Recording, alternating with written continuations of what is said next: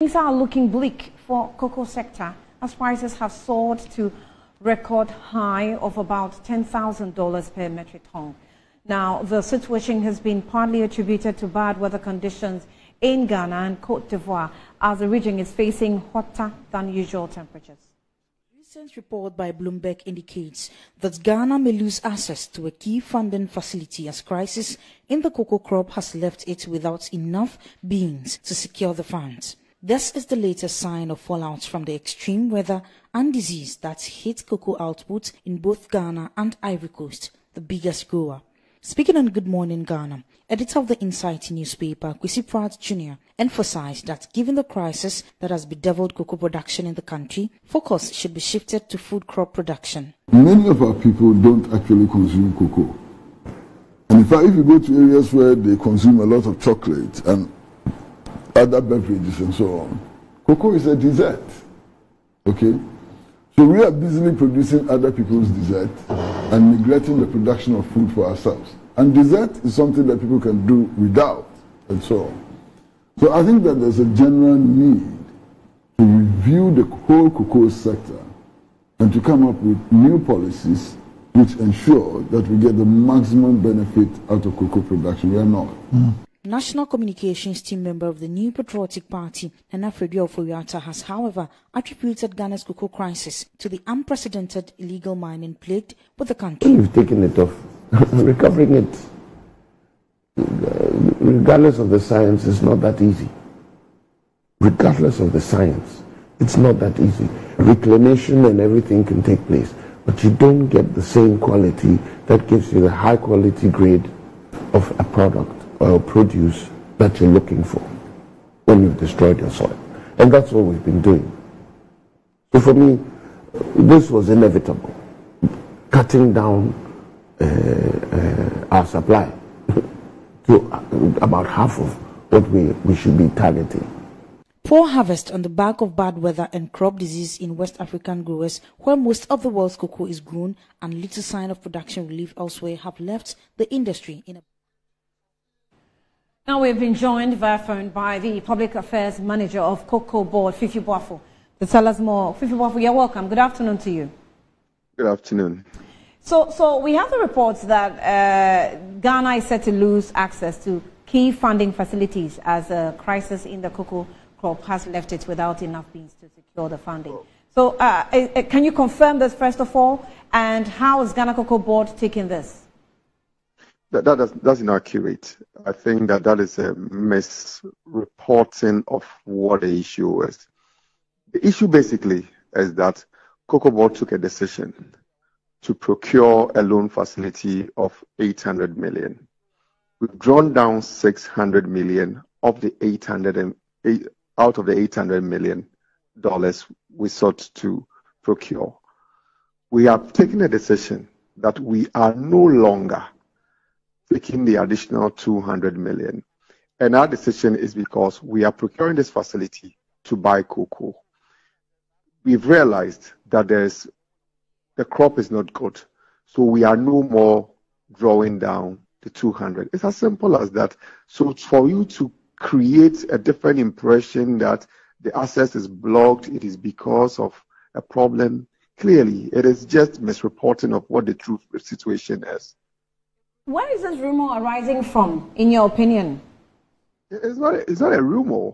It is actually information we have shared that yes, we've taken a decision not to draw down the additional 200. Someone took the information and decided to put a spin on it to give it a different understanding or a different impression. The current situation that Ghana cocoa industry is... We spoke to Bloomberg and explained what the issue is, but they decided to give it a different twist. So you take this opportunity to explain to us what is the state of our cocoa industry now, because there's been reports about wheat dropping from maybe second to third. Sometimes there are reports that we're even out of the the first three. What is the state of our cocoa produce now, or production now? Today, Nana Freddy made some points that activities that are happening within the country, including Galamsey, is even affecting the quality of the high produce that we want to achieve? Well, indeed, some activities are affecting cocoa production, but I can still make the point that Ghana continues to be the best producer of cocoa in the world in terms of quality. Let me also make the point that the current low production we are experiencing, it is not just limited to Ghana. It is a global situation, but it is affecting or hitting hard producing countries in West Africa. Cote d'Ivoire and Ghana are the two biggest producers of cocoa in the world. Indeed, the El Nino effect we are experiencing today, and the El Nino is a weather condition, a harsh weather condition. We experienced strong rainfall pattern over a period, and then it followed with a very extreme harsh weather condition, Harmattan, which we experienced, and this has affected the production because you need a certain pattern of rainfall to be able to have the cocoa production you expect. This is what has affected the numbers. And just as I said, it is not a situation which Ghana faces exclusively. It is a situation within the West African zone. So what are the measures exclusive to Ghana to meet the demand and maintain our position? If you indulge me, I'll make the point. So this harsh weather condition is what has affected production this year. The geographers will tell you that El Nino happens over a period, and it is not an annual thing where every year it continues to be the case. So the expectation going into next cocoa season is that we will not suffer the El Nino we see today. So the pattern will change going into next year. Of course, there are other problems like the disease, that's cocoa swollen shoot viral disease, as well as illegal mining. How about galamsey? Yeah, illegal mining is also having effect, no doubt about it. It's taking a part of our cocoa lands and destroying cocoa farms. But specifically with the issue of disease, that's the cocoa swollen shoot viral disease, about 590,000 hectares of cocoa farms have been destroyed by the disease. But what is important to note is that Cocoa Board has taken a decision to rehabilitate the affected cocoa farms, and this rehabilitation is ongoing. Indeed, part of it will be handed over to the farmers because we started the process of rehabilitating these farms some 3 years ago, and very soon these cocoa farms will start fruiting and will form part of our cocoa producing lands. So it is coming on board or on stream to help with the cocoa we're producing. So even though we have the challenge of the disease, some steps have been taken to rehabilitate those farms to be part of the cocoa lands which will be producing for us going into the future. Just as I indicated, El Nino will not be there next year, so the weather pattern will be better.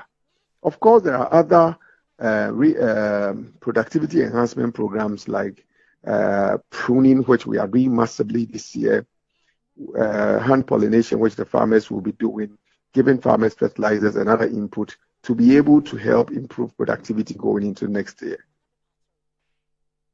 Maybe before I let you go, if you can confirm this for me, for the production year 2023-2024, is it true that we're going to be producing 40% below our target? I am not in a position to give you actual figures because our research team are still on the field doing port count to be able to give us the actual or something close to what the figure will be. But indeed, it is forecasted that the world production is significantly going to fall. And yes, we admit that we are not meeting our targets. But as to the actual numbers, I'm not in a position to give that to you at the moment. How do we benefit from the $10,000 record high price? Are we actually going to benefit from it? Can we? We've lost Fifi Buffo.